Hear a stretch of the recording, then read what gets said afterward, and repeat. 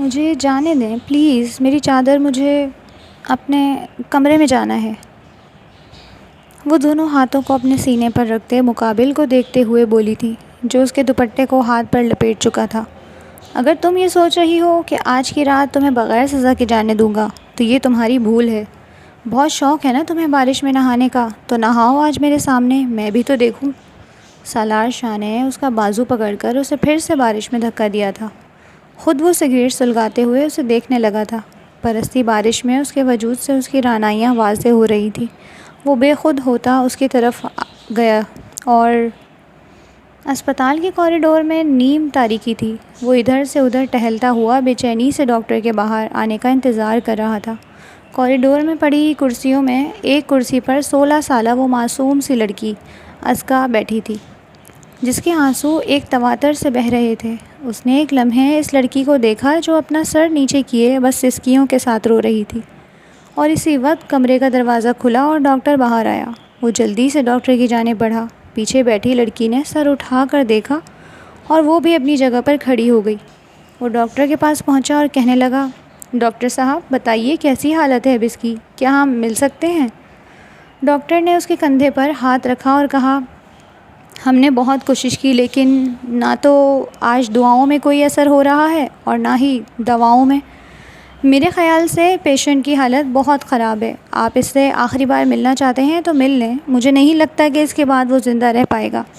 اب میں نے اپنی پوری کوشش کر کے دیکھ لی ہے، اب آگے یا تو اسے دعائیں بچا سکتی ہیں یا پھر اللہ۔ یہ کہتے ہوئے ڈاکٹر اس کے کندھے پر تھپکی دیتے ہوئے ایک سائڈ سے ہوتے ہوئے گزر کر چلا گیا۔ یہ خبر سن کر اس کے پیروں تلے سے زمین نکل چکی تھی۔ اس نے جلدی سے کمرے کا دروازہ کھولا اور اندر داخل ہو گیا۔ وہ 16 سالہ معصوم سی لڑکی آنسو بہاتے ہوئے آہستہ آہستہ قدم اٹھاتی اسی کمرے میں داخل ہو گئی۔ آگے جانے والے انسان کو پیچھے آنے والی لڑکی سے کوئی غرض نہیں تھی، اسے بس اپنی دوست سے غرض تھی جس پر وہ جان کی بازی لگا دیتا تھا۔ اس نے دروازہ کھولتے ہی دیکھا سامنے اس کا وہ دوست پٹیوں میں جکڑا ہوا تھا۔ اس کے ایک ہاتھ پر ڈرپ لگا تھا اور اس کے منہ پر آکسیجن ماسک تھا۔ اپنے دوست کی اتنی بری حالت دیکھ کر اس کی آنکھوں سے آنسو نکل آئے تھے۔ ایک وہی تو اس کا دوست تھا جس کے ساتھ وہ اپنا ہر غم، ہر خوشی شیئر کر سکتا تھا۔ لیکن خدا نے کیسا وقت لا دیا تھا، یہ دوست بھی اب زندگی کے آخری دہانے پر کھڑا تھا۔ اس نے جلدی سے اس کا ہاتھ پکڑا اور اسے کہا، جنید تمہیں کچھ نہیں ہوگا، میں تمہارے ساتھ ہوں، تم بالکل ٹھیک ہو جاؤ گے، تمہیں پتہ ہے میں کوشش کر رہا ہوں، میں نے یہاں کے اچھے سے اچھے ڈاکٹرز کو تمہارے علاج کا کہا ہے، بہت جلد کوئی امید کی کرن نظر آئے گی، تم ضرور بچ جاؤ گے، ایک بار پھر سے تم چلنے پھرنے لگو گے، ایک بار پھر سے تم میرے ساتھ رنگ رلیاں مناؤ گے، سب ٹھیک ہو جائے گا۔ اس نے ایک ہاتھ اس کا ہاتھ اپنے ہاتھ میں لیا ہوا تھا اور دوسرے ہاتھ سے اس کے ماتھے پر آئے ہوئے بکھرے ہوئے بالوں کو ایک سائڈ پر کر رہا تھا۔ لیکن سامنے والے بیڈ پر پڑے موت کی دہلیز پر کھڑے ہوتے ہوئے جنید نے نم آنکھوں کے ساتھ ایک ہاتھ سے اپنا آکسیجن ماسک ہٹایا اور اکھڑتی ہوئی سانسوں کے ساتھ اسے کہنے لگا، سالار میری بات سنو، میرے پاس اتنا وقت نہیں ہے، لیکن اس وقت میرے پاس ایک تم ہو جس پر مجھے خود سے زیادہ بھروسہ ہے۔ میری زندگی میں میرے پاس کچھ بھی نہ بچا سوائے میرے اس بھانجی کے جو اس وقت تمہارے سامنے کھڑی ہے۔ اس کی عمر بھلے ہی بہت کم ہے لیکن میں نے اس کی ماں سے وعدہ کیا تھا کہ میں اسے محفوظ ہاتھوں میں رکھوں گا۔ یہ جب تک میرے پاس رہی یہ محفوظ تھی، لیکن اب میرے جانے کا وقت آ چکا ہے۔ تم دوستی کا فرض نبھانا چاہتے ہو تو بس ایک کام کر لو، تم ابھی ازکیٰ سے شادی کر لو، تم ابھی اس سے نکاح کر لو، تم سے بہتر کوئی اسے محفوظ ہاتھ نہیں ملے گا۔ میں اسے محفوظ ہاتھوں میں دینا چاہتا ہوں اور میرے مطابق تم ہی اس کے لیے محافظ ثابت ہوگے۔ اس نے اکھڑتی ہوئی سانسوں کے ساتھ کہا تو سالار کو یوں لگا جیسے اس کا دل اچھل کر اس کے حلق میں آ بیٹھا ہو۔ اس نے تو کبھی کسی عورت کی طرف نظر اٹھا کر نہیں دیکھا تھا۔ اسے عورت ذات سے ہی نفرت تھی، کیونکہ وہ اپنے بھائی کی زندگی سے ایک بار سبق حاصل کر چکا تھا۔ اسے لگتا تھا کہ اس دنیا کی ساری عورتیں ایک جیسی ہوتی ہیں۔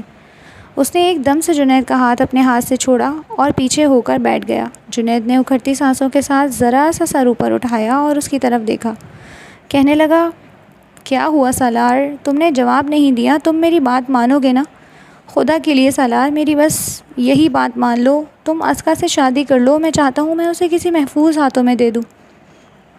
سالار نے ایک جھٹکے سے اس کی طرف دیکھا اور کہنے لگا، دیکھو ازکیٰ مجھ سے بہت چھوٹی ہے اور وہ بالکل ایک بچی ہے، کہاں وہ اور کہاں میں. تم فکر نہ کرو، اگر تم چاہتے ہو کہ وہ محفوظ ہاتھوں میں رہے تو وہ ہمارے گھر میں رہے گی. وہ مکمل طور پر ہر کسی سے محفوظ ہوگی. میں اس کی بہت اچھی تربیت کروں گا، اسے پڑھاؤں گا، لکھاؤں گا، اور جب وہ بڑی ہو جائے گی تو میں اس کے لیے کوئی اچھا سا رشتہ ڈھونڈ کر اس کی شادی کرا دوں گا. تم اس چیز کی بالکل بھی فکر مت کرو، لیکن میں اس سے نکاح نہیں کر سکتا.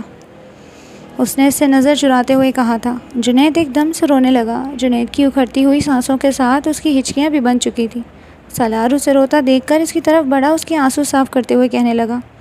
دیکھو جنید، تم بات کو سمجھ کیوں نہیں رہے؟ اس کی عمر دیکھو اور میری عمر دیکھو، کتنا فرق ہے ہم دونوں کی عمروں میں. وہ بہت چھوٹی ہے. لیکن جنید بس اپنی ہی بات پر قائم تھا. اس نے جنید کے چہرے پر آکسیجن ماسک لگایا، کیونکہ جنید کی سانسیں بہت زیادہ اکھڑ رہی تھیں اور اس کی حالت بگڑتی جا رہی تھی. اس نے اس کے چہرے پر آکسیجن ماسک لگایا اور پھر کمرے سے باہر نکل گیا.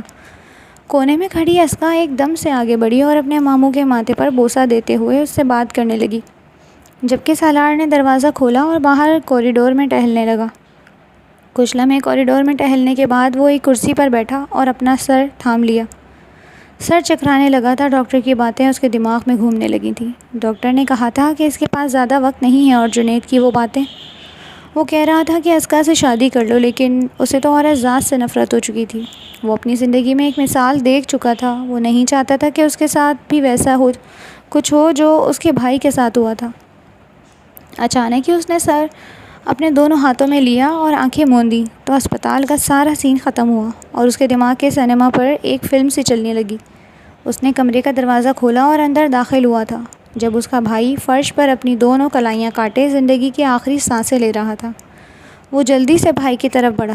اس کا بڑا بھائی ابرار، جو کہ اسے بالکل اپنے بیٹوں کی طرح پیار کرتا تھا اور وہ بھی اسے اپنے باپ کی جگہ پر مانتا تھا. ابرار فرش پر خون میں لت پت تھا. اس کی دونوں کلائیاں کٹی ہوئی تھیں اور اس کی سانسیں اکھڑ رہی تھیں. اس نے جلدی سے اس کا سر اپنی گود میں رکھا اور روتے ہوئے اسے کہا، بھائی یہ آپ نے کیا کر دیا؟ آپ جانتے ہیں نا میرا آپ کے علاوہ کوئی نہیں ہے. اس کے باوجود بھی آپ مجھے چھوڑ کر جا رہے ہیں. آپ جانتے ہیں آپ کے بغیر میں کیسے رہوں گا؟ خدا کے لیے اپنا نہ صحیح میرے بارے میں تو سوچا ہوتا. اس نے روتے ہوئے اسے اپنی جھولی میں اٹھا لیا تھا.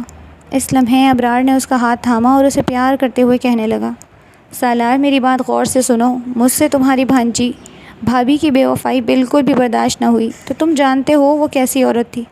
میں اسے کیوں مارتا تھا، اس پر کیوں شک کرتا تھا؟ کیونکہ وہ عورت کسی اور کو چاہتی تھی. میرے ہوتے ہوئے میری ناک تلے وہ کسی اور سے ملنے جاتی تھی. جب مجھے پتہ چلا اور میں نے پوچھا تو وہ میرے سر پر سوار ہونے لگی اور مجھ سے طلاق مانگنے لگی. میں نے اسے طلاق تو دے دی، لیکن اس کے بغیر مجھے جینا ابھی تک نہیں آیا. میں اس کے بغیر نہیں رہ سکتا، اسی لیے میں اپنی جان دے رہا ہوں. لیکن سالار تم میری ایک بات اپنے دماغ میں بٹھا لو. تم جب بھی کبھی شادی کرنا تو کسی ایسی لڑکی سے شادی کرنا جو بہت معصوم ہو، جسے باہر کی دنیا کی ہوا نہ لگی ہو. اسے تم 7 پردوں میں چھپا کر رکھنا. تم اسے ایسے رکھنا کہ نہ تو وہ باہر کے مردوں کو دیکھ سکے اور نہ ہی باہر کا کوئی مرد اسے دیکھ سکے. تم جانتے ہو جب عورت کو باہر کی ہوا لگ جاتی ہے تو پھر وہ اپنے مرد کے ساتھ کبھی بھی خوش نہیں رہ سکتی. وہ ہمیشہ باہر منہ مارتی پھرتی ہے. عورت میں بے وفائی کوٹ کوٹ کر بھری ہوتی ہے، لیکن جتنا تم اس پر کنٹرول رکھو گے اتنا ہی وہ تمہارے پاس رہے گی. میری یہ خواہش تھی کہ میں اپنے ہاتھوں سے تمہارے سر پر صحرا سجاتا، تمہاری خوشیاں دیکھتا، لیکن شاید قسمت کو یہ منظور نہیں تھا. مجھے معاف کر دینا میرے بھائی. بس میری ہدایت پر عمل کرنا اور آج سے یہ سارا بزنس تمہارا ہوا. تم بس اگلے جہان میں میرے سکون کی دعا کرنا. یہ کہتے ہوئے اس کے بھائی نے آخری ہچکی لی اور جان جانے آفرین کے سپرد کر دی. یہ اس کی زندگی کا سب سے کٹھن دن تھا. ایک عورت کی وجہ سے اس کا بھائی اس سے چھن چکا تھا. اس روز اسے عورت ذات سے سخت نفرت ہوئی تھی، کیونکہ اس کے بھابھی نے اس کے بھائی کو یوں تنہا چھوڑا تھا، اور وہ تو اس سے ایسی محبت کر بیٹھا تھا کہ اس کے بغیر جینا تک گناہ سمجھتا تھا. اس کے بھائی نے ایک لڑکی کی بے وفائی پر اپنی جان لے لی تھی، اور تب سے وہ عورت ذات کو محض نفرت کی نگاہ سے دیکھتا تھا.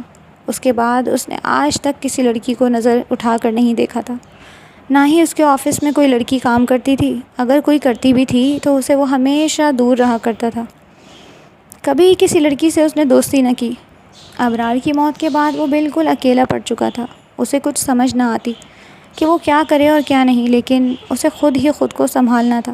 باپ تو پہلے ہی اس دنیا سے رخصت ہو چکا تھا، سوائے ابرار کے اس کا اور کوئی نہیں تھا. لیکن اب تو ابرار بھی زندگی چھوڑ کر چلا گیا تھا، اور اب ایک وہی بچا تھا جو اپنے بزنس کو خود ہی چلانا چاہتا تھا، وہ بھی ابرار کی خواہش پر، اور پھر اس کے بعد اس نے اس غم کو اپنے اندر چھپا لیا تھا۔ لیکن آج اسے ایک بار پھر سے اپنے بھائی کی موت کا درد یاد آیا، جب اسے اس کا جان سے عزیز دوست جنید اسی حالت میں مل رہا تھا۔ فرق یہ تھا کہ اس کے بھائی نے خودکشی کی تھی اور ایک عورت کے لیے اس نے اپنی جان لے لی تھی، اور دوسرا یہاں پر ابھی زندگی اور موت کی جنگ لڑ رہا تھا۔ ایکسیڈنٹ کی وجہ سے وہ اس حالت میں تھا اور اسے مرتے وقت وصیت کر رہے تھے۔ ایک نے اسے یہ وصیت کی تھی کہ عورت پر آسانی سے اعتماد نہ کرنا اور کسی معصوم لڑکی سے شادی کرنا اور اسے 7 پردوں میں چھپا کر رکھنا تاکہ وہ کسی کو دیکھ نہ سکے اور تم سے بے وفائی نہ کر سکے، اور دوسرا وہ جو اپنی کم سن بھانجی پیش کر رہا تھا، اسے سمجھ نہیں آ رہا تھا کہ وہ کرے تو کیا کرے۔ وہ اپنا سر تھام کر وہیں بیٹھا رہا۔ کافی دیر یہاں بیٹھنے کے بعد اس نے فیصلہ کن انداز میں اپنا سر اٹھایا اور پھر اپنی آنکھیں صاف کرتا ہوا دوبارہ سے اسپتال کے اسی کمرے میں داخل ہو گیا۔ اس نے ایک نظر جنید کے ساتھ بیٹھی کم سن بچی اسکا پر ڈالی۔ اسکا خاموشی سے سر جھکائے اپنے ماموں کا ہاتھ اپنے ہاتھ میں لے بیٹھی تھی۔ وہ جیسے ہی اندر داخل ہوا، ایک بار پھر سے جنید نے ہاتھ جوڑتے ہوئے روتے ہوئے اسے کچھ کہنا چاہا، لیکن اب کی بار اس کے چہرے پر آکسیجن ماسک تھا۔ اس کی آواز کی سمجھ نہ آئی اور پھر اس نے اپنے منہ سے وہ آکسیجن ماسک ہٹایا۔ اس کی اب سانسیں پہلے سے زیادہ اکھڑنے لگی تھیں۔ اس نے جلدی سے اپنے دوسرے ہاتھ سے ایک بار پھر سے آکسیجن ماسک کو اتارا اور اس کا ہاتھ پکڑتے ہوئے کہنے لگا، تم کیا بول رہے ہو؟ تو وہ کہنے لگا، خدا کے لیے تم اس کی ذمہ داری قبول کر لو، اس سے نکاح کر لو۔ میں چاہتا ہوں کہ میں اپنی زندگی میں ہی اس کا نکاح تمہارے ساتھ کرتا جاؤں۔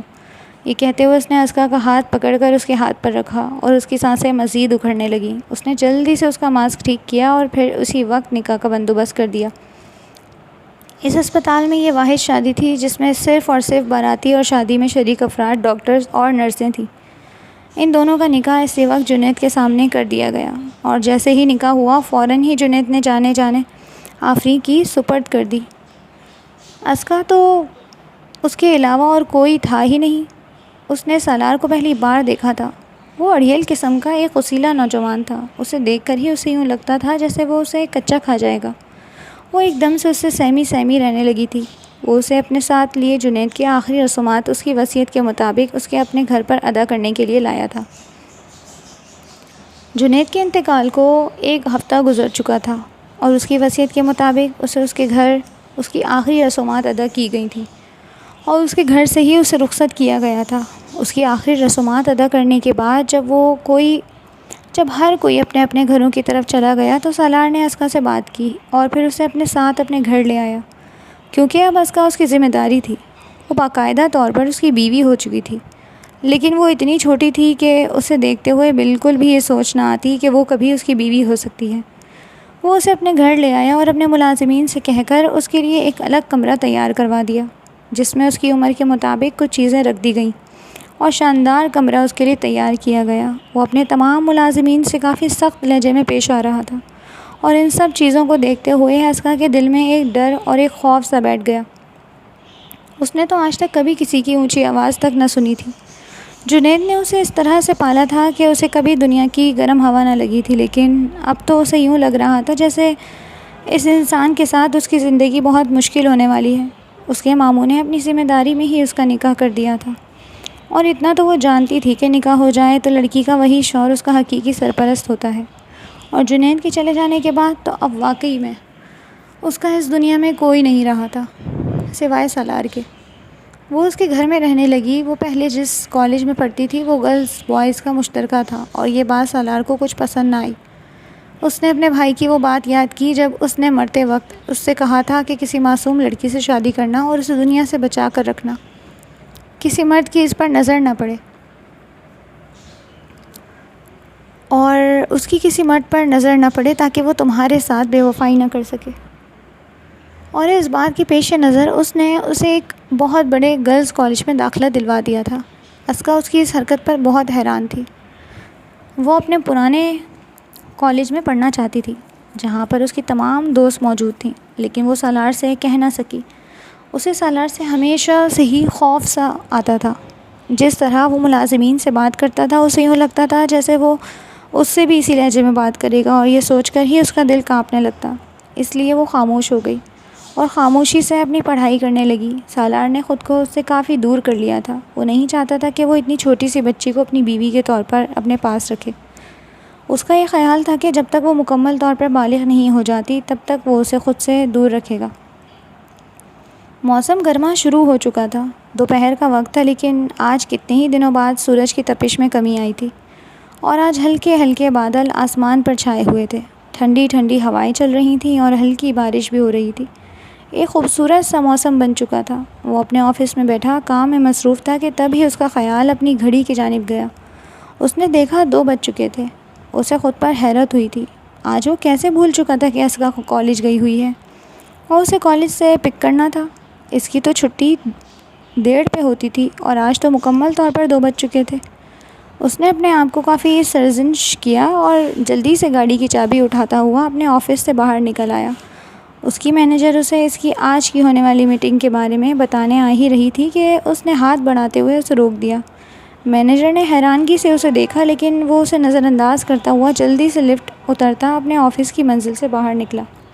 جلدی سے اپنی گاڑی نکالی اور پھر سڑک پر ڈال دی۔ موسم سہانا ہو رہا تھا۔ نہ جانے کیوں اتنے عرصے بعد اسے یہ موسم حسین لگ رہا تھا۔ اس کا دل باغ باغ سا ہو رہا تھا اور آج غیر ارادی طور پر وہ یہ موسم اسکا کے ساتھ انجوائے کرنا چاہتا تھا۔ یہ سب کچھ اتنا فطری تھا کہ اسے خود سمجھ نہیں آ رہی تھی۔ وہ تو اس سے بہت چھوٹی تھی اور وہ تو اسے بچی ہی سمجھتا تھا، اور اس نے آج تک کبھی اسے اس نظر سے نہ دیکھا تھا۔ لیکن نہ جانے کیوں آج موسم انجوائے کرنے کی بات آئی تو اس کے دماغ میں ایک چہرہ چمکا، اور وہ چہرہ صرف اسکا کا تھا۔ اگلے 10 منٹ بعد وہ کالج کی عمارت کے باہر کھڑا تھا۔ کالج کے دروازے پر اسے اسکا نظر آئی تھی، جو ہنس ہنس کر کسی سے بات کر رہی تھی۔ اس نے غور کر کے دیکھا تو اس کے ساتھ ایک لڑکی تھی جو اس کے ساتھ کافی فری لگ رہی تھی۔ یوں لگ رہا تھا جیسے دونوں میں گہری دوستی ہو۔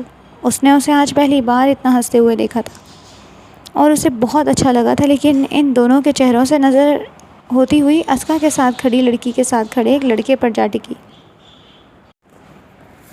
ان دونوں لڑکی اور لڑکے سے کچھ کہنے کے بجائے اس نے غصے سے اسکا کا ہاتھ پکڑا اور اسے تقریباً گھسیٹتے ہوئے اپنی گاڑی تک لے آیا۔ اسے کچھ سمجھ نہیں آ رہی تھی کہ وہ اس بات پر اسے کیا کہے۔ اسے تو اسکا پر کسی کی نظر بھی برداشت نہ تھی، اور وہ لڑکا تو اس کے ساتھ کھل کھلا کر بات کر رہا تھا۔ چاہے ان دونوں کے درمیان جو بھی بات ہو رہی تھی، وہ کچھ بھی تھا، اسے بالکل بھی اچھا نہ لگا۔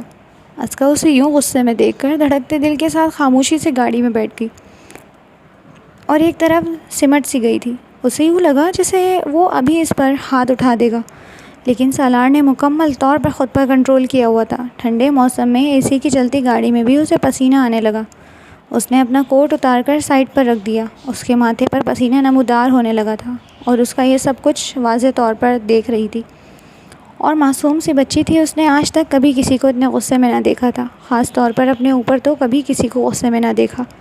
گاڑی اتنی تیزی سے بھگاتے ہوئے وہ اپنے گھر لے آیا اور ایک بار پھر سے اس کے ہاتھ سے پکڑ کر اسے اس کے کمرے تک لایا اور بیڈ پر پٹکتے ہوئے کہنے لگا، دکھا دی نا تم نے اپنی اصلیت مجھ پر، یہ واضح کر دیا نا کہ ہر عورت ایک جیسی ہوتی ہے، بے وفا۔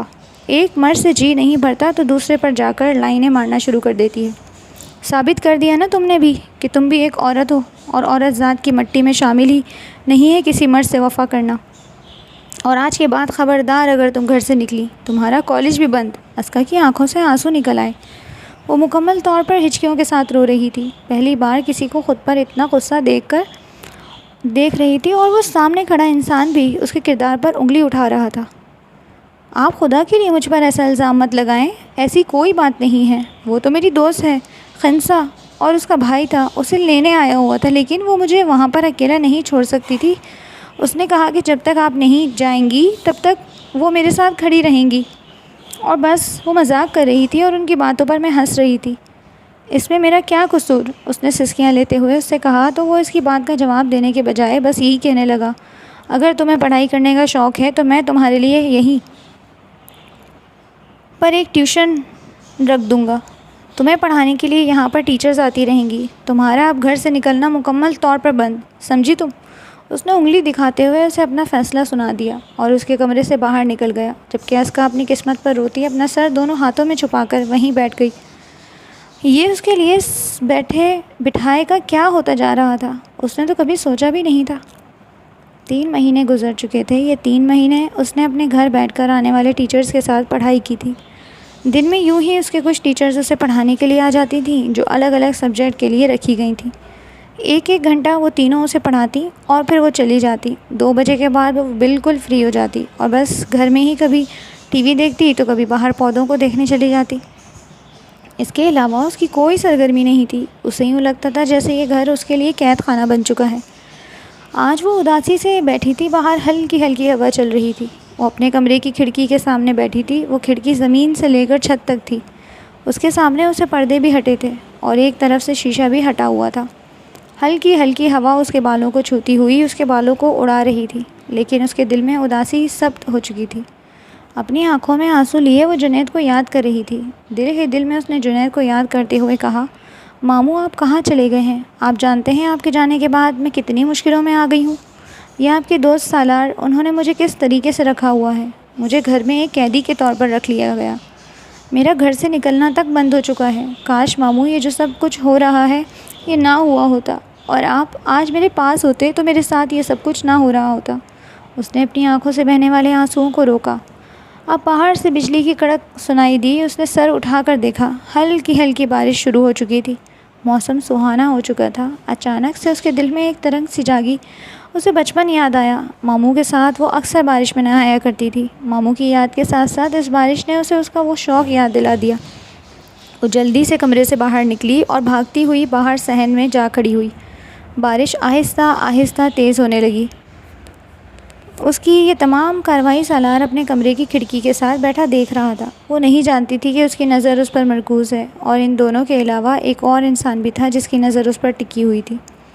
بارش بہت تیز ہو چکی تھی، لیکن یہ گرمیوں کی بارش تھی جو اسکا کو بے حد پسند تھی اور اس بارش میں جا کر بھیگنے لگی، اس بات سے بے خبر کہ کوئی اسے دیکھ رہا ہے۔ کافی دیر گزر جانے کے بعد سالار نے دیکھا اس کے کندھے پر پڑا اس کا جو دوپٹہ تھا وہ ایک دم سے ڈھلکتا جا رہا تھا اور وہ آگے کی طرف بھاگتی ہوئی بارش کو انجوائے کر رہی تھی۔ نہ جانے اس کے دل میں کیا سمائی کہ وہ جلدی سے اٹھا اور وہ بھی باہر آ گیا۔ اسکا کی اس کی طرف پیٹھ تھی، لیکن اس کا دوپٹہ بارش کے پانی میں بھیگتا ہوا نیچے ڈھلکتا جا رہا تھا اور اس کے کندھے سے آہستہ آہستہ نیچے کی طرف جا رہا تھا۔ اس نے جیسے ہی دوپٹے کو ہاتھ لگایا، دوپٹہ اس کے کندھے سے نیچے گر گیا۔ اسکا اس چیز سے بالکل بے خبر تھی۔ اس نے اس کا دوپٹہ اٹھا کر اس سے پانی نچوڑا اور پھر اسے اپنے ہاتھ پر لپیٹ لیا۔ اچھا، تو بہت شوق ہے تمہیں اس بارش میں نہانے کا؟ اس نے یہ کہا تو اسکا نے پیچھے کی طرف دیکھا۔ ایک دم سے اسے اپنے پیچھے پا کر حیرت زدہ رہ گئی اور پھر اپنے دوپٹے کا خیال آتے ہی اس نے خود کو چھپانا شروع کیا۔ اس کا بھیگا وجود نہایت ہی حسین لگ رہا تھا اور سالار اسے دیکھ کر بے خود ہوا جا رہا تھا۔ وہ بھی بارش میں بھیگتے ہوئے اس کے قریب جا رہا تھا۔ جب وہ کانپتے ہوئے بولی، مجھے جانے دیں پلیز، میری چادر، مجھے اپنے کمرے میں جانا ہے۔ وہ دونوں ہاتھوں میں اپنے سینے پر رکھتے مقابل کو دیکھتے ہوئے بولی تھی جو اس کے دوپٹے کو ہاتھ پر لپیٹ چکا تھا، اگر تم یہ سوچ رہی ہو کہ آج کی رات تمہیں بغیر سزا کے جانے دوں گا تو یہ تمہاری بھول ہے۔ بہت شوق ہے نا تمہیں بارش میں نہانے کا، تو نہاؤ آج میرے سامنے بھی، تو میں بھی تو دیکھوں۔ سالار شاہ نے اس کا بازو پکڑ کر اسے پھر سے بارش میں دھکا دیا۔ خود وہ سگریٹ سلگاتا ہوا اسے دیکھنے لگا تھا۔ برستی بارش میں اس کے وجود سے اس کی رعنائیاں واضح ہو رہی تھیں۔ وہ بے خود ہوتا اس کی طرف گیا اور اسے اپنی باہوں میں بھر لیا۔ وہ خود نہیں جانتا تھا کہ وہ کیا کر رہا ہے اور وہ اس کی گردن پر جھک چکا تھا اور وہ اس کی گردن پر جھکا تو وہ اس کی اس حرکت پر اپنے ہوش و حواس کھونے لگی تھی اور اس سے پہلے کہ وہ بے ہوش ہو کر نیچے گرتی جلدی اس نے اسے تھاما اور جیسے ہی اس نے اسے تھاما پیچھے سالار کی نظر اس برآمدے میں گئی جو ملازمین کے کوارٹر کے سامنے بنا ہوا تھا۔ وہاں پر کوئی چھپ چھپ کر انہیں دیکھ رہا تھا۔ یہ کوئی اور نہیں بلکہ اس گھر کا وہ ملازم تھا جو چائے پانی کے لیے رکھا گیا تھا۔ شام ہو چکی تھی۔ آہستہ آہستہ اندھیرا چھانے لگا۔ وہ اسے اپنی باہوں میں اٹھاتا وہ اس کے کمرے تک لایا۔ وہ مکمل طور پر بارش میں بھیگ چکی تھی۔ اس کا جسم اب آہستہ آہستہ گرم ہونے لگا تھا۔ اس کا ٹیمپریچر بڑھ رہا تھا۔ اس نے کمرے کے تمام لائٹس بند کر دی تھیں، کھڑکیاں، دروازے سب کچھ بند کر دیا، پردے گرا دیے، مکمل اندھیرا کر کے اس نے خود ہی اس کے کپڑے چینج کروائے اور پھر وہ کمرے سے باہر آ گیا۔ اس نے اپنے دماغ میں یہ باتیں ترتیب دیں کہ اس نے اب کیا کرنا ہے۔ وہ اپنے کمرے میں جانے کے بجائے ڈرائنگ روم میں آ گیا۔ اس نے ایک زوردار تھپڑ سامنے کھڑے ملازم کے چہرے پر رسید کیا۔ یہ وہی ملازم تھا جو بارش میں بھیگتے ہوئے اسکا کو دیکھ رہا تھا اور سالار کو اسکا پر کسی غیر مرد کی نظر برداشت نہیں تھی۔ تمہاری ہمت کیسے ہوئی اپنی مالکن کو اس نظر سے دیکھنے کی؟ شرم آنی چاہیے تمہیں۔ تمہاری نوکری ابھی کے ابھی میں ختم کرتا ہوں۔ دفع ہو جاؤ یہاں سے، نکل جاؤ۔ میں چاہوں تو تمہیں ابھی کے ابھی موت کے گھاٹ اتار سکتا ہوں، لیکن تمہاری بوڑھی ماں کا سوچ کر میں خاموش ہو گیا، اس لیے دفع ہو جاؤ یہاں سے۔ دوبارہ مجھے اپنی شکل مت دکھانا، وہ غصے سے چیخ کر بولا تو وہ دونوں ہاتھ جوڑتا ہوا معافی مانگنے لگا۔ کہنے لگا، صاحب جی خدا کے لیے مجھے نوکری سے مت نکالیں، مجھے اس نوکری کی بے حد ضرورت ہے۔ لیکن اس نے اس کی ایک نہ سنی اور اسے گھر سے باہر نکال دیا۔ اسے گئے ہوئے ابھی ایک لمحہ ہی گزرا تھا کہ پیچھے سے ایک ملازمہ اپنے اوسان خطا کرتے ہوئے اس کی طرف آئی اور کہنے لگی، صاحب جی بی بی جی کی طبیعت بہت خراب ہو گئی ہے۔ میں نے تو انہیں چادر دینے گئی تھی، لیکن وہ تو بالکل بھی بے سدھ پڑی ہیں، ان کا سارا جسم بخار سے تپ رہا ہے۔ صاحب جی ان کی طبیعت بہت خراب ہو رہی ہے، آپ جلدی سے کسی ڈاکٹر کو بلا دیجیے۔ اس کی یہ بات سن کر سالار کو یوں لگا جیسے اس کے پیروں تلے سے کسی نے زمین کھینچ لی ہو۔ وہ جلدی سے بھاگتا ہوا اس کے کمرے میں گیا۔ لائٹ آن تھی لیکن اسکا بیڈ پر پڑی تھی، یوں لگتا تھا جیسے اس نے اٹھنے کی کوشش کی تھی لیکن نہ اٹھ پائی تھی۔ سالار نے اس کے ماتھے پر ہاتھ لگایا تو اسکا کا جسم بالکل انگارے کی طرح دہک رہا تھا۔ اسے اس کی بہت پریشانی ہوئی۔ اس نے جلدی سے ڈاکٹر کو کال کی۔ یہ ایک لیڈی ڈاکٹر تھی جو یہاں پر اس نے خصوصی طور پر اسکا کے لیے بلوائی تھی۔ وہ اس برستی بارش میں آئی تھی اور اس نے اسکا کا چیک اپ کرتے ہوئے کچھ دوائیاں لکھ کر دیں جو سالار اسی وقت جا کر لے آیا، اور پھر وہ آ کر اس کے پاس بیٹھ گیا۔ کافی دیر وہ اس کے پاس بیٹھا رہا، ساری رات وہ اس کے سرانے بیٹھا، اس کے معصوم چہرے کو تکتا رہا۔ جیسے ہی صبح کی اذانیں ہوئیں وہ جلدی سے اٹھا، اپنے کمرے کی طرف بڑھ گیا۔ اب اسکا کو آہستہ آہستہ ہوش آنے لگا۔ وہ نہیں جانتا تھا کہ اسکا اس کا چہرہ دیکھ پائے، کیونکہ اس کی وجہ سے ہی تو وہ بے ہوش ہوئی تھی اور اس حالت تک پہنچی تھی۔ اس نے اپنے کمرے میں جاتے ہوئے ایک ملازمہ کو اس کے پاس بھیج دیا تھا، مبادا اسکا ڈر نہ جائے۔ اس واقعے کو ہوئے آج تیسرا دن تھا، لیکن اس کے بعد اس نے آج تک اسکا کو نہیں دیکھا تھا، اور اب آفس سے بھی جلدی آ جاتا تھا اور جانے میں بھی لیٹ کرتا تھا، لیکن اس کے باوجود بھی وہ اس کے سامنے نہ آئی تھی۔ آج تیسرا دن تھا، وہ کافی حیران تھا کہ آخر وہ اس کے سامنے کیوں نہیں آ رہی۔ وہ چاہتا تھا کہ وہ اس کے سامنے آئے، وہ ایک نظر بھر کر اسے دیکھ لینا چاہتا تھا۔ اس کی طبیعت کیسی تھی بس ملازمہ اسے آ کر بتا دیتی تھی کہ وہ ابھی سو رہی ہے یا پھر جاگ رہی ہے، لیکن اس کے سامنے کمرے میں جانے کی اس میں ہمت نہ ہوتی تھی کہ وہ جا کر اس کے کمرے میں اس کا حال ہی پوچھ لے۔ آج تیسرا دن تھا اور اچانک ہی ملازمہ نے آ کر اسے اطلاع دی تھی کہ کوئی احمد نامی لڑکا آیا ہے۔ وہ ڈرائنگ روم میں اس سے ملنے کے لیے گیا تو پتہ چلا کہ وہ کوئی اور نہیں بلکہ اسکا کا چچا زاد تھا۔ اسکا کے باپ کی تو اس کی ماں سے نہ بنی تھی اور اس کی ماں بھی اس دنیا سے چلی گئی تھی، اور اس کے باپ نے اس سے قطع تعلق ہی کر لی تھی، لیکن اس کا ایک چچا ہی تھا جو باہر رہا کرتا تھا اور کبھی کبھار وہ اسکا سے بات بھی کر لیا کرتا تھا۔ اس کی فیملی کے ساتھ اسکا کافی اٹیچ محسوس ہوتی تھی، لیکن اس کا کوئی کزن تھا یہ اس نے نہیں بتایا تھا۔ اسکا کے رشتہ دار کے حوالے سے یہ بات سن کر وہ خاموش ہو گیا۔ اس نے اسکا کو بلوایا اور ساتھ میں یہ حوالہ دیا کہ اس کا کزن احمد آیا ہوا ہے۔ اسکا نے یہ بات سنی تو وہ بھاگی باہر آئی تھی۔ یہ امریکہ میں رہنے والا تھا۔ اسکا نے اس کا تعارف اس سے کروایا، لیکن اسکا اس سے کافی ڈری سہمی سی تھی، لیکن احمد کے آتے ہی وہ ایک دم سے کھل اٹھی۔ وہ اس کے ساتھ ایسی خوش تھی کہ سالار کو یہ سب کچھ دیکھ کر کافی جیلسی محسوس ہو رہی تھی۔ وہ اپنے ملازم کو تو گھر سے نکال چکا تھا، لیکن اس شخص کو گھر سے نہیں نکال سکتا تھا۔ وہ اسکا سے عمر میں کافی بڑا لگ رہا تھا، لگ بھگ وہ سالار کی عمر کا ہی تھا۔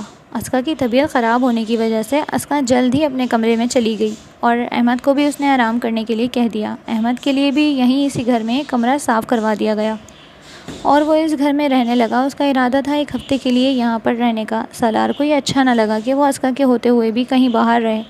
اسکا نے بھی یہی بات ظاہر کی تھی کہ وہ اس کے گھر رہے، چنانچہ وہ یہی رہنے لگا۔ اسکا اپنے کمرے میں چلی گئی اور اس کا کمرہ صاف کیا گیا تو وہ اپنے کمرے کی جانب بڑھ گیا، جبکہ سالار غصے سے مٹھیاں بھینچنے رہ گیا۔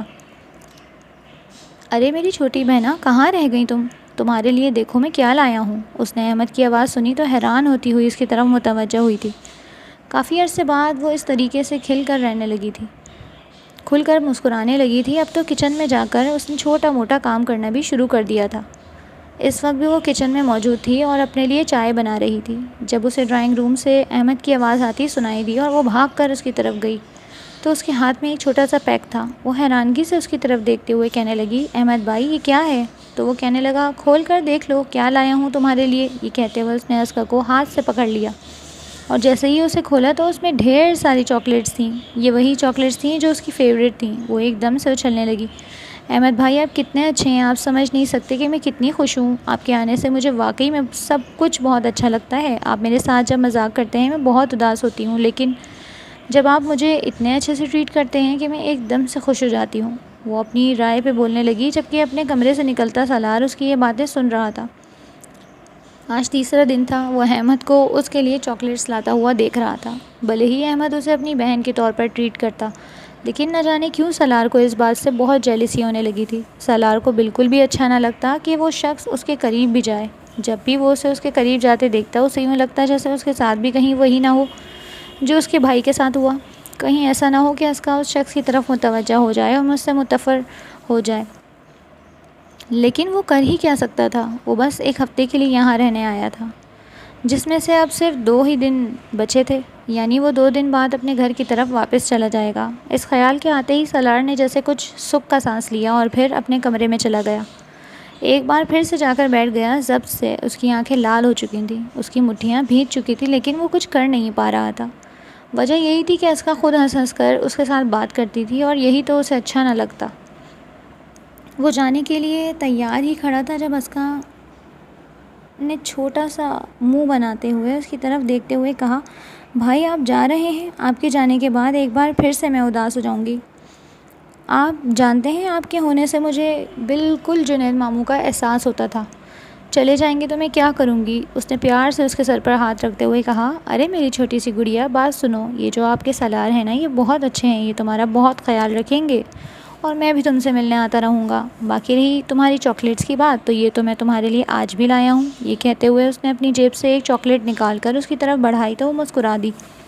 وہ اس کے سر پر ہاتھ رکھتا ہوا سالار سے گلے ملتا ہوا ڈرائیور کے ساتھ ایئرپورٹ کی جانب گامزن ہو چکا تھا اور اس کے جاتے ہی جیسے ایک اداسی سے اسکا کے دل میں چھا گئی تھی۔ اسے سارا گھر اب اداس اداس سا لگنے لگا تھا۔ اس کے جانے کے بعد وہ خاموشی سے اپنے کمرے کی جانب بڑھ گئی تھی۔ آج سالار کو آخرکار سب کچھ اچھے طریقے سے ہینڈل ہوتا ہوا دکھائی دیا۔ اس نے آج چاہا کہ وہ جا کر اسکا کو حاصل کر لے، تبھی اس نے کچھ خیال آتے ہی جلدی سے اپنے قدم اس کے روم کی طرف بڑھا دیے۔ دروازہ کھلا ہوا تھا۔ اس نے دروازہ کھول کر ادھر ادھر دیکھا، کمرے وہ موجود نہیں تھی۔ واش روم سے پانی کی آوازیں آ رہی تھیں، وہ لگ رہا تھا جیسے وہ واش روم میں ہو۔ تبھی وہ اس کے کمرے کا جائزہ لینے لگا۔ سارے کمرے کی تمام چیزیں بڑی ترتیب سے رکھی تھیں۔ اس کے بیڈ پر ایک بڑا سا ٹیڈی بیئر تھا۔ یہ وہی ٹیڈی بیئر تھا جو جنید نے اسے اس کی برتھ ڈے پر دیا تھا اور وہ اسے اپنے ساتھ رکھتی تھی۔ ٹیڈی بیئر سے ہوتی ہوئی اس کی نظر اس کے بیڈ کی سائڈ ٹیبل پر گئی، جہاں وہ وہی چاکلیٹ تھی جو ابھی احمد اسے دے کر گیا تھا۔ ایک دم سے اس سے غصہ آیا اور اس نے وہ چاکلیٹ اٹھاتے ہوئے نیچے پھینکی، جو کہ واش روم سے نکلتی ہوئی اسکا کے قدموں میں جا گری۔ اس نے جیسے ہی سامنے دیکھا، سالار کو اپنے سامنے دیکھتے ہوئے بری طرح گھبرا چکی تھی۔ اس کا دل بری طرح کانپنے لگا اور وہ خوفزدہ ہو چکی تھی، جبکہ سالار اس کی طرف بڑھتے ہوئے اسے کہنے لگا، تمہیں شرم نہیں آتی؟ یہ کہتے ہوئے اس نے اسکا کا ہاتھ پکڑا اور پھر اسے دیوار کے ساتھ لگا دیا۔ اس کا ایک ہاتھ اس نے پکڑ رکھا تھا اور دوسرے کو اتنی مہلت ہی نہ ملی تھی کہ وہ کوئی کام کر سکتا، کیونکہ اس نے دوسرا ہاتھ اس کی ہاتھ کے ساتھ ہی کمر پر رکھ دیا تھا۔ وہ ہل جل نہیں سکتی تھی، لیکن تبھی سالار بڑے ہی غصے کے ساتھ اسے کہنے لگا، یہ چاکلیٹ، یہ تحفے، کیا یہ سب کچھ میں تمہیں نہیں لا کر دے سکتا؟ بتاؤ کیا کمی ہے تمہیں اس گھر میں؟ تمہاری ساری خواہش پوری ہو رہی ہیں، اس کے باوجود تم غیر مردوں کے ساتھ ہنس ہنس کر بات کرتی ہو اور ان سے چاکلیٹس لیتی ہو۔ شرم نہیں آتی تمہیں؟ تم نے ثابت کر دیا کہ ساری عورتیں ایک جیسی ہوتی ہیں۔ یہ کہتے ہوئے اس کے ہاتھوں کی گرفت ڈھیلی ہوئی تو اس نے اپنے دونوں ہاتھ اپنے کان پر رکھے اور اپنی آنکھیں مضبوطی سے بھینچ لیں، یوں جیسے کسی درد کو وہ چھپانا چاہ رہی ہو۔ اسے یوں روتا دیکھتے ہوئے سالار کو حیرت ہوئی اور وہ ذرا پیچھے ہٹا تو وہ دیوار سے لگتی ہوئی نیچے کی طرف لڑک گئی اور وہ وہیں اپنے دونوں ہاتھ اپنے دونوں گھٹنوں کے درمیان اپنے سر پر رکھے وہ زور زور سے رونے لگی تھی۔ یہ پہلی بار تھا کہ وہ اتنے برے طریقے سے رو رہی تھی۔ سالار کو اس کا رونا بالکل بھی اچھا نہ لگا۔ ایک دم سے اس کا غصہ اڑن چھو ہوا تو وہ جلدی سے اس کی طرف بڑھا، اس کے آنسو صاف کرتے ہوئے اسے منانے لگا، اسے سوری بولتا ہوا اسے چپ کروانے کی کوشش میں لگا۔ جب وہ بول پڑی، آپ بہت ظالم ہیں، میں نے کبھی نہیں سوچا تھا کہ میری زندگی میں شامل ہونے والا انسان میرے بابا کی طرح ہوں گے۔ آپ جانتے ہیں آپ بالکل میرے بابا کی طرح ہیں، انہی کی طرح آپ شک کرتے ہیں، انہی کی طرح مجھے مارتے ہیں۔ مجھے ٹارچر کرتے ہیں، میرے کردار پر انگلی اٹھاتے ہیں۔ جس طرح امی ان کے طعنے سن کر ان کی مار سہ کر اس دنیا سے چلی گئی تھی نا، ایک دن میں بھی اسی طرح چلی جاؤں گی۔ آپ بہت ظالم ہیں، میں نے تو کبھی بھی ایسے شخص کو اپنے لیے نہیں مانگا تھا، پھر نہ جانے کیوں آپ میرے سامنے لا کر کھڑے ہو گئے ہیں۔ اللہ جانے آپ میری کس غلطی کی سزا ہیں۔ یہ کہتے ہوئے اس نے ایک بار بھی نہ سوچا کہ اس کے سامنے کون سا انسان ہے۔ سالار اس کی یہ بات سن کر جیسے ساخت سا ہو گیا۔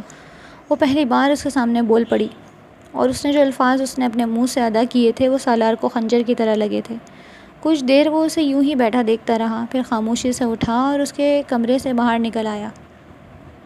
اچانک اس کے دل میں ایک درد کی لہر اٹھی۔ وہ درد بڑھنے لگا تھا۔ وہ اپنے کمرے میں جانے کے بجائے اپنی اسٹڈی روم میں آ گیا۔ وہ جب بھی پریشان ہوتا اسی اسٹڈی روم میں آ جاتا۔ یہاں اسے بہت سکون ملتا تھا۔ بیٹھے بیٹھے وہ سوچنے لگا تھا۔ کافی دیر اپنے آپ کو اس کی باتوں سے کمپیئر کرنے کے بعد اسے احساس ہوا کہ وہ واقعی میں کافی شکی مزاج بن رہا ہے۔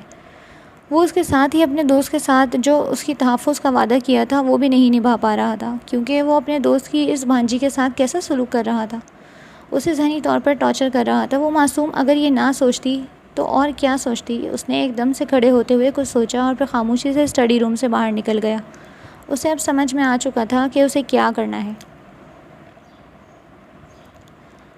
وہ ڈائننگ ٹیبل پر بیٹھا تھا جب ملازمہ اس کے سامنے ناشتہ سجانے لگی۔ اس نے ناشتہ سرو کرتی ملازمہ سے کہا، جاؤ اسکا بی بی کو بلا لاؤ۔ تو وہ کہنے لگی، اسکا بی بی کہہ رہی تھی کہ وہ نہیں آنے والی، وہ ناشتہ نہیں کر رہی، لیکن اس نے سختی سے کہا تو وہ ایک بار پھر سے جا کر اسے بلا لائی۔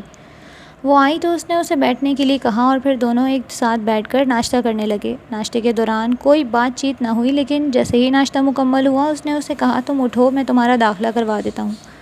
یہ کہتے ہوئے وہ اسے اپنے ساتھ لے گیا۔ وہ حیران تھی، یہ کایا پلٹ کیسے ہو چکی تھی۔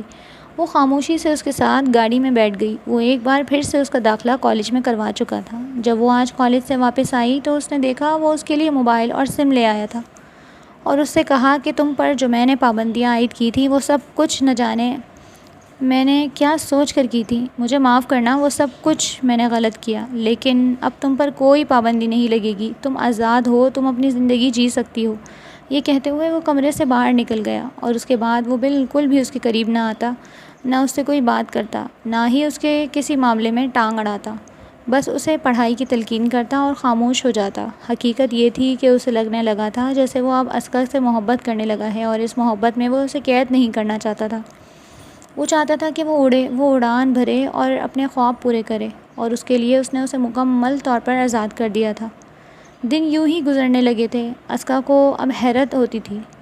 وہ جو پہلے والا خوف جو اس کے دل میں بیٹھ چکا تھا اب یوں لگ رہا تھا جیسے ختم ہوتا جا رہا ہے، اور اسکا کے لیے یہ خوشی کی نوید ثابت ہو رہا تھا۔ وہ جیسی زندگی چاہتی تھی اسے ویسی زندگی مل رہی تھی۔ 1 ماہ ہو چکا تھا وہ اس سے مکمل الگ تھلگ تھا۔ اس 1 ماہ میں اس نے اسکا سے کھل کر بات نہ کی تھی، اور نہ ہی اسکا اس سے ملی تھی، مگر آج اسکا نے کالج سے چھٹی کی تھی کیونکہ وہ سالار سے بات کرنا چاہ رہی تھی۔ ابھی وہ اس کے انتظار میں تھی کہ وہ آفس سے واپس آیا اور اسے نظر انداز کرتا ہوا ملازمہ کو چائے لانے کا کہہ کر اپنے کمرے میں چلا۔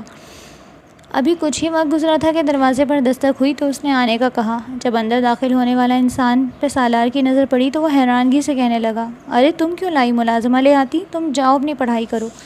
تو وہ اس کے قریب بیٹھتے ہوئے کہنے لگی کہ آپ کی طبیعت خراب ہے؟ تو اس نے مختصر سا جواب دیا، سر درد ہے بہت، اور پھر رخ پھیر گیا۔ اسکا نے کہا، لائیں میں دبا دیتی ہوں، لیکن اس نے نفی میں سر ہلاتے ہوئے کہا، نہیں آرام آ جائے گا، تم جاؤ۔ مگر اسکا نے کہا، میں بہت اچھا دباتی ہوں، جنید ماموں کا بھی سر دباتی تھی تو وہ بالکل ٹھیک ہو جاتے تھے۔ یہ کہتے ہوئے اس نے اس کا سر دبانا شروع کیا۔ سالار اس کی اس پیش قدمی پہ حیران تھا۔ کچھ لمحے بعد وہ بولی، آپ سے معذرت کرنی ہے، آپ بالکل بھی میرے پاپا جیسے نہیں، آپ بہت اچھے ہیں۔ اس روز نہ جانے میں آپ کو کیا کیا بول گئی، مگر سچ تو یہ ہے کہ اگر آپ نہ ہوتے تو میں آج یہاں نہ ہوتی، میں تو مر گئی ہوتی، آپ بالکل بھی پاپا جیسے نہیں۔ یہ کہتے وہ دکھی ہوئی تو سالار نے اپنا ہاتھ بے اختیار اس کے ہاتھ کی جانب بڑھایا اور اس نے اس کا سر دبانا چاہا۔ دباتا ہاتھ اپنے سینے پہ رکھتے ہوئے کہا، میں نے بھی بہت غلط کیا تمہارے ساتھ، میں کسی اور کے کیے کی سزا تمہیں دے رہا تھا، مجھے ایسا نہیں کرنا چاہیے تھا۔ وفا تو ہزاروں کے درمیان بھی مل جاتی ہے، اور نہ ملے تو 7 پردوں میں بھی نہیں ملتی۔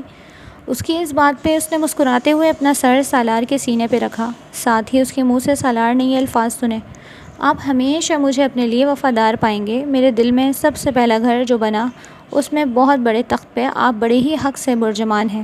اس کی اس بات پہ سالار کے چہرے پہ مسکراہٹ دوڑ گئی۔ محبت کی پہلی پیش قدمی ہو چکی تھی۔ اس کا سر درد کہاں چلا گیا تھا وہ بھی نہیں جانتا، بس جانتا ہے تو اتنا کہ آج اس کی زندگی مکمل ہو چکی تھی۔